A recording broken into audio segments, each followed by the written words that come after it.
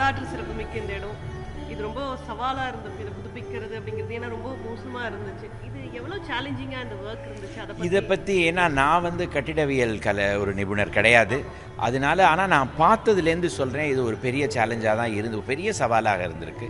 நீங்கள் பின்னாடி பார்க்கலாம், ஒரு நிலநடுக்கம் வந்ததுன்னா அதுக்காக வந்து தவிர்க்கிறதுக்காக அந்த ஸ்டீல் பீம்ஸ் எல்லாம் வந்து அடிக்கல்லேருந்து மேலே வரைக்கும் எழுப்பியிருக்காங்க.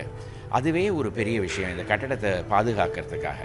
அதுவும் நடுவில் நீங்கள் பார்த்தீங்கன்னா மெட்ரோ ரயில் வேலை இங்கே நடந்தது. அதனால் பல வருடங்களுக்கு இங்கே வேலை வந்து நின்று போய்விட்டது. அதற்கு பிறகு புது முறையில் வந்து வேலையை தொடக்கி இப்போ வந்து முடித்துட்டாங்க. இது ஒரு பெரிய விஷயம்தான். ஒரு சமூகத்தில் இந்த மாதிரியான வரலாற்று இதை வந்து நம்ம பாதுகாத்து வச்சுக்கிறதோ இதை புதுப்பிக்கிறதோ எவ்வளோ முக்கியம்னு ரொம்ப முக்கியம் அப்படின்னு நான் கருதுகிறேன். ஏன்னா என்னுடைய நோக்கத்தில் வந்து வரலாறு மறந்து போனோம்னா மறுபடியும் அதே தவறுகளை திருப்பி செய்து கொண்டே இருப்போம். அதை எப்படியாவது வந்து தவிர்க்கணும். அதுக்கு வந்து இந்த வரலாறு சின்னங்கள் எல்லாமே இருக்கணும். இருந்தால் தான் இங்கே வந்து என்னெல்லாம் நடந்தது, எப்படி நடந்தது அப்படிங்கிறது மக்களுக்கு எடுத்து கொண்டு போய் சொல்லலாம். அவங்களும் அதை பார்த்து கற்றுப்பாங்க.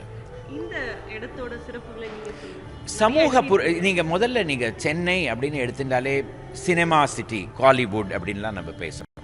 அதுக்கு பிறப்பிடமே இந்த கட்டடம் தான். முதல் முறையாக வந்து சினிமாவை எடுத்து இந்த இடத்துல சினிமானா என்ன அப்படின்னு இது காண்பித்ததே வந்து இந்த விக்டோரியா பப்ளிக் ஹாலில் தான் நடந்தது. அதனால் சினிமாவுக்கு பிறப்பிடம். இரண்டாவது, மின்சாரம்னா என்ன அப்படிங்கிறதுக்கு வந்து எடுத்துக்காட்டு இந்த இடத்துல ஒரு சின்ன எக்ஸிபிஷன் வச்சு காமிச்சிருக்காங்க. அப்போல்லாம் 19ஆவது நூற்றாண்டோட கடைசி காலத்தில் எல்லாமே இந்த இடத்துல தான் வந்து காண்பிப்பாங்க போல இருக்குது. அது ஒரு பெரிய அதுக்கு ஒரு இடமாக இருந்திருக்கு. அதே போல் நாடகம் வந்த பிறகு, நாடகக்கலை வளர்ந்த பிறகு இங்கே பமல் சம்பந்த முதலியார் அவர்கள் வந்து சுகுண விலாச சபா நடத்தி கொண்டிருந்த காலத்தில் பல விஷயங்கள் நடத்தியிருக்கார். உதாரணத்துக்கு வந்து அந்த காலத்துலலாம் நாடகம்ங்கிறது இரவு வேளையில் 9 மணிக்கு ஆரம்பித்து மறுநாள் காலையில் 4 மணிக்கு போய் முடியும். அதெல்லாம் மாற்றி செய்து 6 மணிக்கு ஆரம்பித்து 9 மணியோடு முடிக்கணும். ஏன்னா எல்லோரும் பணிக்கு போவாங்க, மறுநாள் காலையில் அவங்க ஆஃபீஸுக்கு போகணும். அதே போல் மேட்டினி ஷோ, நம்ம எல்லாரும் இப்போ யாரும் சினிமா தியேட்டருக்கு ரொம்ப போகிறதில்ல. ஒரு காலத்தில் மேட்னி ஷோங்கிறது பெரிய விஷயம். முதல் முறையாக வந்து இந்த இடத்துல தான் வந்து இன்ட்ரடியூஸ் செய்தாங்க. இன்டர்வெல்னால் என்னன்னு தமிழக மக்களுக்கு தெரியாது. அதுவும் இந்த இடத்துல தான் முதல்ல நாடகத்துக்கு நடுவில் ஒரு இன்டர்வெல் கொடுத்து நீங்கள் எல்லோரும் வெளியில் போயிட்டு வரலாம். அதே தமிழ் நாடகங்களில் வந்து எல்லாரும் செத்து போகிற மாதிரி நாடகமே கிடையாதான்.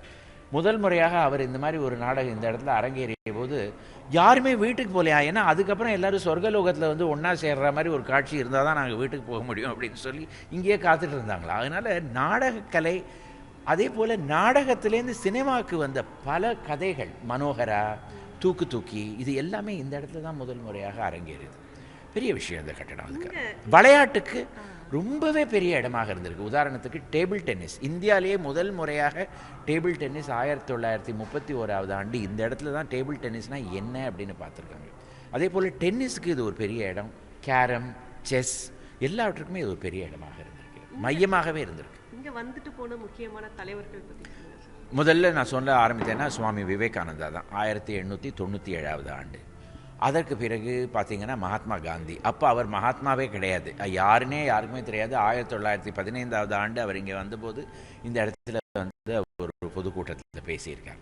ரவீந்திரநாத் டாகோர், அதே போல் கோபாலகிருஷ்ண கோகலே, தமிழக தலைவர்கள் அவங்க எல்லாருமே இங்கே பேசியிருக்காங்க. அறிஞர் அண்ணாவோட நாடகங்கள்லாம் இந்த இடத்துல மேடை ஏறி இருக்கு.